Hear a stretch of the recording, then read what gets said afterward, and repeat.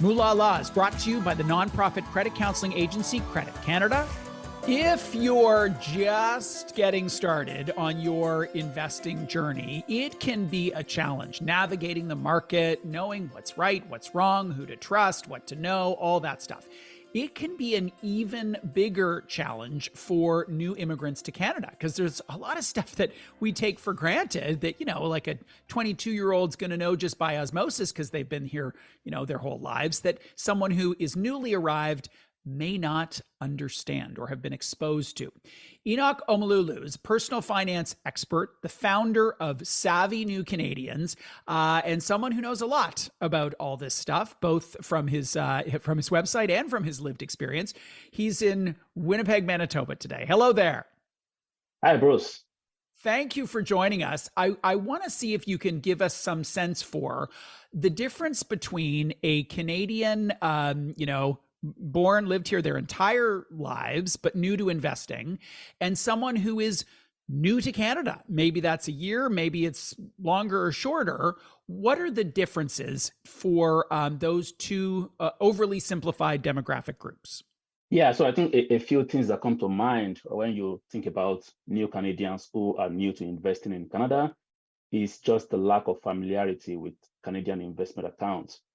So, for example, I sometimes see newcomers who are starting to invest and they start off with a non-registered account when their TFSA and RRSP accounts remain unused because they are simply unaware of these accounts or they are not familiar with the tax advantages that they offer. That's one that actually comes to mind right off the bat. Yeah. I'm going to dig into that in a second, but are there others that are top of mind for you?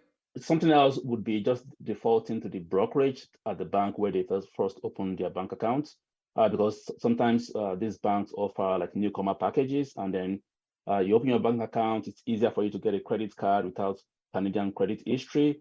And then when they start thinking about investing, they sometimes by default also go with the brokerage at these banks. And these are not necessarily the best accounts to use when you have a small account because you're paying trading fees for every trade you're placing if you have a self-directed account.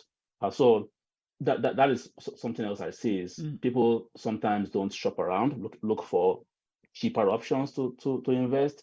And sometimes by extension, they may default to a high fee mutual fund at the same bank, which is better than not investing at all. Don't get me wrong, like using a high fee brokerage or high fee mutual fund is much better than not investing at all, but it is not necessarily the most efficient way to invest as a beginner.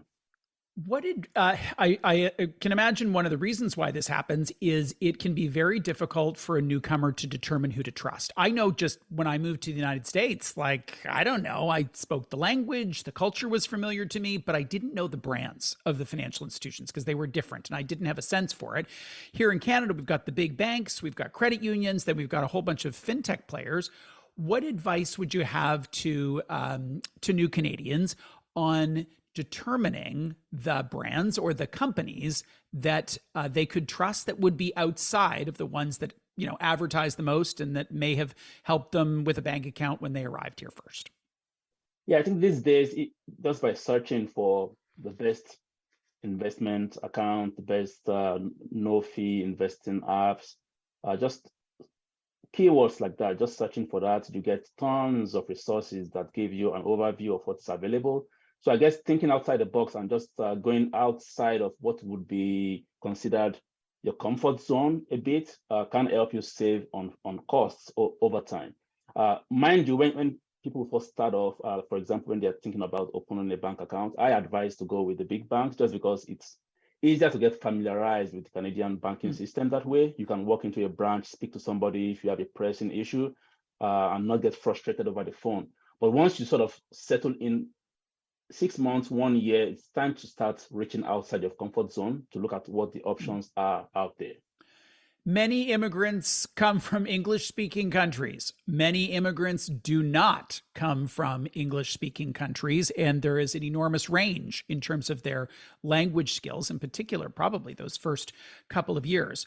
So if we take investing versus all the other banking things like a savings account, but investing, What expectation could a new immigrant have in terms of their ability to be served in their language of choice? That's interesting because I think I've come across a few online platforms that do offer opportunities to speak to somebody who can speak in your language. So they have like this list of languages that you can potentially get support in.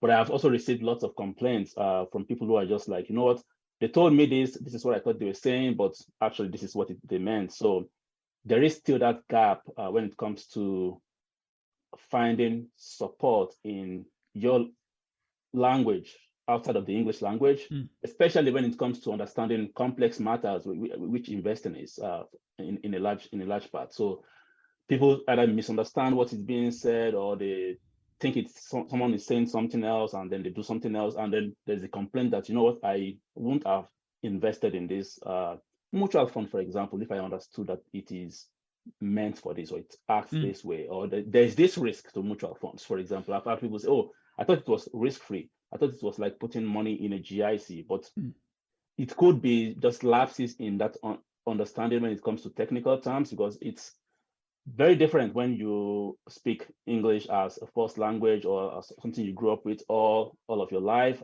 and compared to when it's something you learned as a second language and you're now dealing with specific complex issues. We started by talking about the different types of accounts that you can use to invest. It could be a non-registered account. It could be a tax-free savings account. It could be an RSP for folks with kids. It could be an RESP, as an example. Take the case that you are talking to a new immigrant who doesn't have a background in those four things as I described. How would you define them for them? So I would say for the TFSA, this is an account that you can use for investing in several assets and for any purpose. So if you are thinking about investing, say for the short term, you're thinking about investing towards a wedding, for example, in 3 or 5 years time, or towards some financial goal in 3 or 5 years time, this is an account you can use. If you're thinking about investing even for retirement, so 10 years, 15 years, 20, 30 years out in the future, you can use a TFS. It's very versatile. And while you invest, put in funds that are already taxed by the government, any returns you earn will not be taxed. So you're earning tax-free returns for life.